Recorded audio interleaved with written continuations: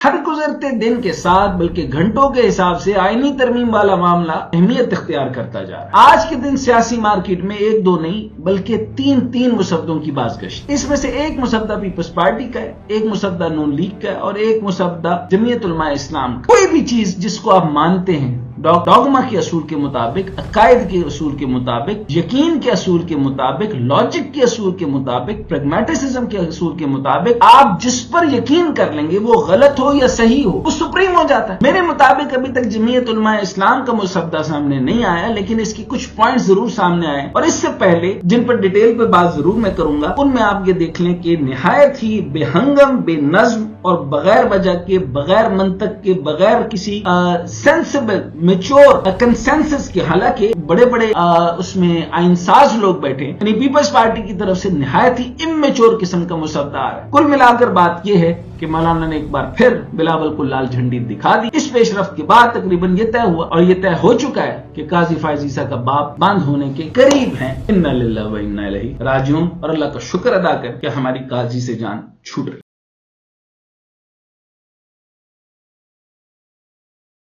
अस्सलाम वालेकुम, मैं हूं डॉक्टर हसन जावेद और आप देख रहे हैं द व्हाइट मैनिफेस्टो।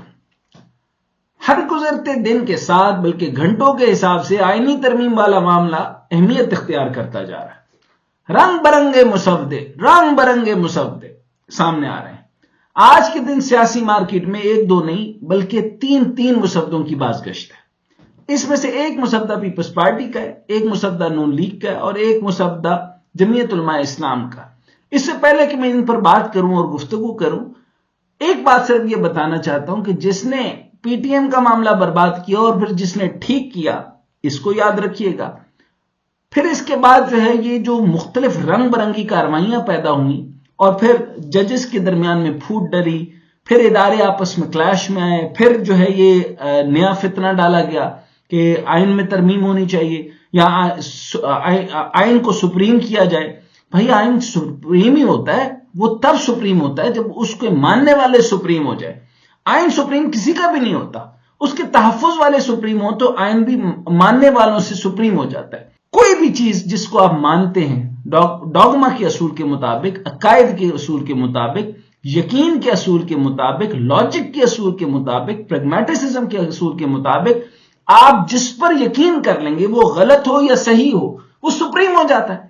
सो अगर आपने आइन में या पार्लियामेंट में जो लोग बैठे हैं उनकी हरकतें ऐसी ही रहेंगी तो आप जितने मर्जी मुसव्वदे ले आए, कभी भी पार्लियामेंट सुप्रीम नहीं होगी और फिर हमेशा आप लकूना छोड़ते रहेंगे और फिर जो है वो आपके दरमियान में कोई ना कोई इदारा मुदाखलत करेगा, चाहे वो सुप्रीम कोर्ट मुदाखलत करे या फौज मुदाखलत करे। तो बेहतर क्या है कि अगर जमहूरियत को बचाना चाहते हैं तो जमहूरी रवैये बेहतर करें, मेच्योरिटी लेकर आए, आइन मजबूत होगा और आइन के असूलों की पासदारी करेगा और तरामीम पर तरामीम जब लाई जाएंगी तो फिर ऐसा ही होगा। और आप तरामीम अपने तौर पे नहीं लाते, आपने डिस्कस जमहूरी तौर पे पार्लियामेंट में बैठ के नहीं किया। ये तरामीम जो है वो बाहर से आई हैं और बाहर से जहां से आई हैं आपको भी पता है और मुझे भी पता है। यानी अभी तक ये मामला पूरा नहीं हो रहा कि 47 तजावीज़ें, ये 57 है और उन 57 में से कितनी को मानना है और कितनी को नहीं मानना। और एक हल्फिशार और ये जो फितना गरी है कि आइन की अदालतें ही अलग कर दी जाएं और एक आईनी अदालत का चीफ जस्टिस अलग कर दिया जाए, कि एक निहायत ही ओछा तरीन एक हथकंडा है। यानी आप सिर्फ एक इदारे को लेट डाउन करना चाहते हैं, इस तरह नहीं हुआ करता। ऐसा पूरे यानी कॉन्स्टिट्यूशंस के अंदर, अगर आप ब्रिटेन कॉन्स्टिट्यूशन देख लें या आप अमेरिकन कॉन्स्टिट्यूशन देख लें या बाकी कॉन्स्टिट्यूशन देख लें, इस तरह नहीं हुआ करता। मामलात ऐसे नहीं होते। आदिल एक ही हुआ करता है और सुप्रीम आदिल को भी एक ही होना चाहिए। तो मामला जरा देखने की जरूरत है। अब आते हैं इस बात पर कि जो रंग बिरंगे मुसव्वदे आए इन पे किसकी बात जम कर निकले। मेरे मुताबिक अभी तक जमीयत उलमा इस्लाम का मुसव्वदा सामने नहीं आया, लेकिन इसकी कुछ पॉइंट जरूर सामने आए और इससे पहले जिन पर डिटेल पे बात जरूर मैं करूंगा उनमें आप ये देख लें कि निहायत ही बेहंगम, बेनज़्म और बगैर वजह के, बगैर मंतक के, बगैर किसी सेंसिबल मेच्योर कंसेंसस के, हालांकि बड़े बड़े उसमें आइनसाज लोग बैठे, यानी पीपल्स पार्टी की तरफ से निहायत ही इमेच्योर किस्म का मुसव्वदा आ रहा है। इसी तरीके से نون لیگ کے ساتھ تو وہی مسودہ ہے جو کہ اس ٹائم پر جو ہے جنہوں نے وہ آئینی ترمیم کو فوری طور پہ پاس کروانا چاہتے ہیں وہ ان کے ساتھ ہیں، لیکن ساتھ ہونے کے ساتھ ساتھ آپ کو پتا ہے کہ نواز شریف کو پرانا گھاؤ لگا ہے، جس وقت وہ یہ کہتا تھا کہ جو ہے وہ جنرلز جب آتے ہیں اور پھر اس کے بعد کیا کر کے جاتے ہیں اور پھر ہر دفعہ ان کو جو ہے ایک نئی کہانی سنانی پڑتی ہے، اس والے میٹر کو بھی یاد ہے، اور چنانچہ وہ اب اس آئینی ترمیم میں نواز شریف کی حد تک اور اس کی پارٹی خاص طور پہ جو بڑے لیول کی پارٹی ہے، بڑے لیول سے مراد یہ کہ کچھ جو میچور لوگ ہیں وہ نہیں چاہتے، ہاں جو لڑکے لفاٹے ہیں ان کو اندازہ نہیں ہے کہ آئینی ترمیم کا میٹر ہوتا کیا ہے، وہ یہ غلط ایڈونچر کر گئے تو یہ اس کو مس کیلکولیشن کہیں گے، مس ایڈونچر کہیں گے۔ بہرحال باری باری مسودوں کے اہم نکات جو ہیں وہ آپ کے سامنے پیش کرتا ہوں، آپ کو سمجھانے کی کوشش کرتے ہیں کہ آخر حکومت چاہتی کیا ہے اور ان کا مقاصد کیا ہے۔ کل ہم اس بات پر حیران تھے کہ کے پی ہاؤس میں اچانک تمام سیاسی جماعتیں اکٹھی کیسے بیٹھ گئی، آپ کو بھی حیرانگی ہوئی تھی نا؟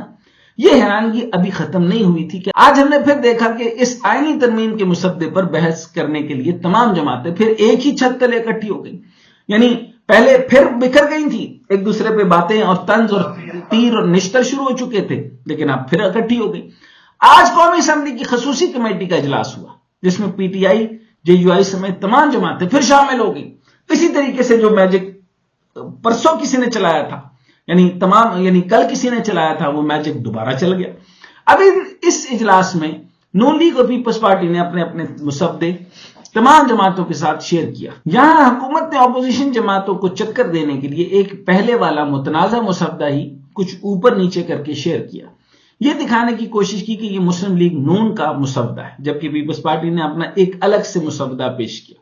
بنیادی طور پہ حکومت نے یہ چلاکی صرف اس لیے کی تاکہ اپوزیشن کو ڈرایا جا سکے کہ اگر آپ پیپلز پارٹی کے مسودے پہ اتفاق نہیں کرتے تو پھر نون لیگ والا مسودہ ہی ترمیم کرانے کی کوشش کی جائے گی، جبکہ کم و بیش دونوں کے مسودے سیم ہی ہوں گے، یعنی یوں سمجھ لیں کہ جو مسلم لیگ نون والا تھا وہ ان کے والا تھا مکمل، اور پھر انہی نے تھوڑا سا اس کو تھوڑا سا پولائٹ کر کے، مائلڈ کر کے، اصل تو یہ ہے کہ ڈکٹیٹوریل یعنی 184 سب سیکشن 3 کو اور چیف جسٹس کو اتنا کمزور کر دیا جائے کہ وہ کبھی بھی جو ہے وہ آئینی معاملات پر، وزیر اعظم پر، حکومتوں کے اوپر وہ جو مرضی ظلم ڈھاتے رہے، کوئی پوچھنے والا نہ ہو۔ چنانچہ جو ان کا معاملہ ہے کہ ہمیں لیوریج دی جاتی ہے یا عمران خان کو لیوریج دی جاتی ہے، ہر حکومتوں کو مختلف دور میں کسی حکومت کو لیوریج ملتی ہے اور کسی کو نہیں ملتی، چنانچہ ان سب کی شکایتیں اپنی اپنی ہیں، ان کے حق میں فیصلے آئیں تو وہ حق میں رہتے ہیں، خلاف آئیں تو اس دن بدک جاتے ہیں۔ بہرحال پیپلز پارٹی نے اپنے مسودے میں آئین کے آرٹیکل 175A اور 199 میں ترمیم کی تجاویز پیش کی ہیں۔ پیپلز پارٹی کی جانب سے وفاقی آئین کے آئینی عدالت کے قیام کے علاوہ 4 صوبائی آئینی عدالتوں کے قیام کی تجویز بھی دی گئی ہے۔ مسودے میں کہا گیا ہے کہ وفاقی آئینی عدالت اسلام آباد جبکہ صوبائی آئینی عدالت ہر صوبے میں ہونی چاہیے، یعنی پہلے ایک آئینی عدالت اتفاق نہیں ہو رہا تھا، وہاں پر پیپلز پارٹی نے ایک کے بجائے 5 آئینی عدالتوں کی بات کر دی۔ اس کے علاوہ پیپلز پارٹی نے اپنے مسودے میں کہا ہے کہ سپریم کورٹ ججز کی تقرری کے لیے آئینی کمیشن آف پاکستان CCP کا قیام عمل میں لایا جائے، جبکہ صوبائی سطح پر ہائی کورٹ ججز کی تقرری بھی آئینی کمیشن آف پاکستان کرے گا۔ آگے چل کر اس مسودے میں CCP یعنی آئینی کمیشن آف پاکستان میں اراکین کے چناؤ اور تعداد کے بارے میں بتایا گیا ہے۔ اس میں بتایا گیا کہ آئینی commission of Pakistan chief justice آئینی عدالت اور 2 سینئر ججز پر مشتمل ہوگا۔ CCP میں سپریم کورٹ کا ایک ریٹائرڈ یا چیف جسٹس کا نامزد کردہ نمائندہ بھی شامل ہوگا۔ اس کے علاوہ اٹارنی جنرل آف پاکستان اور پاکستان بار کونسل کے نمائندے بھی شریک ہوں گے۔ قومی اور سینٹ کے 2 اراکین بھی CCP کا حصہ ہوں گے، یعنی کل ملا کر اس کمیشن میں 8 لوگوں کا تقرر کیا جائے گا۔ پیپلز پارٹی کے مسودے میں ججز کی کارکردگی کا معائنہ کرنے اور بہتر کارکردگی نہ ہونے پر ملازمت سے برخاست کرنے کی بھی بات کی گئی، یعنی آرٹیکل 209 میں کچھ ترامیم کر کے ججز کو ہٹانے کا طریقہ کار بھی واضح کیا گیا۔ پیپلز پارٹی نے یہ مسودہ تو شیئر کر دیا، لیکن یہاں سوال یہ ہے کہ پہلے ہی پورے ملک میں ایک آئینی عدالت کو لے کر اتنی کشمکش ہے، وہاں پیپلز پارٹی 5 آئینی عدالتیں کیوں بنانا چاہتی ہے؟ یعنی آپ ایک تو یہاں پر سمجھ لیں کہ حکومت کی ول کیا ہے کہ جو ان کی مرضی کا نہ ہو اور فیصلہ ان کے حق میں نہ آئے تو جج کو ہٹا دیا جائے. اسی طریقے سے جج کو جو ہے وہ SHO بنا دیا جائے. جب دل چاہا اٹھا کے سائڈ پہ کر دیا. اچھا اگر غصہ آیا تو تھانہ کانے میں ڈال دیا, اگر بہت زیادہ غصہ آیا تو بلوچستان کے کسی تھانے میں ڈال دیا. اب اس طریقے سے معاملہ جو ہے یہ چلاتے جائیں گے. میں نے پہلی بھی ایک تجویز دی تھی, میں اپنی بات کر رہا ہوں, آج پھر دے رہا ہوں کہ آئینی عدالت کے بجائے آپ سپریم کورٹ میں آئینی کیسز سننے کے لیے ایک 5 رکنی سینئر ججز پر مشتمل بینچ بنا دیں. اس طرح اگر آپ صوبائی سطح پر بھی ان کیسز کے بارے میں فکر مند ہیں تو آپ وہاں بھی اس طرح کے فکس بینچ بنا دیں. بہرحال آج کی میٹنگ میں ہماری معلومات کے مطابق اعظم نذیر تارڑ نے بھی ایک الگ سے مسودہ پیش کیا, اور یہ والا مسودہ کم و بیش وہی ہے جو اس سے پہلے پیش کیا گیا تھا. یعنی اس میں وہی فوجی عدالت کی بات, آئینی عدالت, ججز کی مدت ملازمت میں 3 سال کی توسیع والی باتیں شامل تھی. دوسری جانب JUI کا مسودہ ابھی منظر عام پر نہیں آیا, لیکن اس کے کچھ نکات ضرور سامنے ہیں. یہاں یہ بھی آپ کو بتا دوں کہ اس مسودے کی تیاری میں PTI کو بھی شامل کیا گیا تھا. اطلاعات کے مطابق جمعیت علماء اسلام JUI نے جو مسودہ تیار کیا ہے وہ 23 نکات پر مشتمل ہے. اس میں JUI نے ہماری تجویز کی طرح ہی آئینی عدالت کے قیام کے بجائے سپریم کورٹ کا ایک مستقل بینچ تشکیل دینے کی تجویز دی ہے, اور کہا ہے کہ آئینی پیٹیشنز سپریم کورٹ کے چیف جسٹس کی سربراہی میں 5 سینئر جج سنیں گے.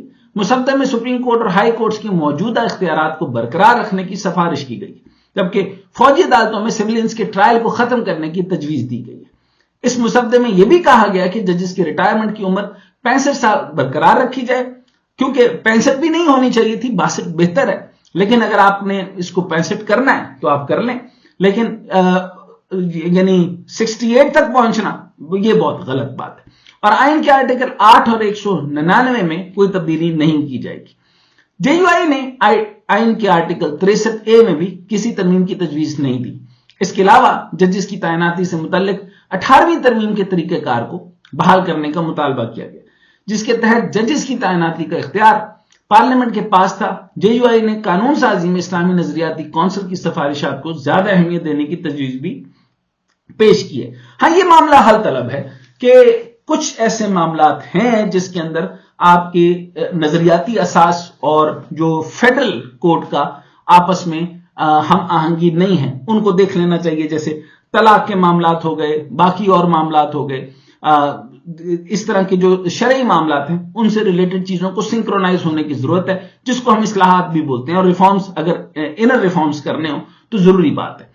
یعنی JUI چاہتی ہے کہ جب بھی کوئی قانون سازی ہو اس میں علماء کرام کی بھی مشاورت شامل کیا جائے, یعنی ان کو مشاورت میں لیا جائے. ابھی تک کسی بھی مسودے پہ اتفاق نہیں ہوا. پیپلز پارٹی نے اپنا مسودہ دینے کے بعد آج مولانا سے دوبارہ ملاقات بھی کی ہے. اس پریس کانفرنس میں مولانا نے ایک بار پھر یہی بات کی ہے کہ ہم گزشتہ موقف پر قائم ہیں, ہماری شرائط مانی جائیں تو مناسب مسودے پہ اتفاق ہو سکتا ہے. انہوں نے یہ بھی واضح کیا کہ ججز کی تقرری سینیورٹی, کارکردگی اور صحت مندی کی بنیاد پر 25 اکتوبر کو اگر چیف جسٹس کی ریٹائرمنٹ ہونی ہے تو ہو جائے, ہمیں کوئی فرق نہیں پڑتا. کل ملا کر بات یہ ہے کہ مولانا نے ایک بار پھر بلاول کو لال جھنڈی دکھا دی. اس پیش رفت کے بعد تقریباً یہ طے ہوا اور یہ طے ہو چکا ہے کہ قاضی فائز عیسیٰ کا باب بند ہونے کے قریب ہیں. انا للہ و انا الیہ راجعون, اور اللہ کا شکر ادا کر کہ ہماری قاضی سے جان چھوٹ رہی ہے.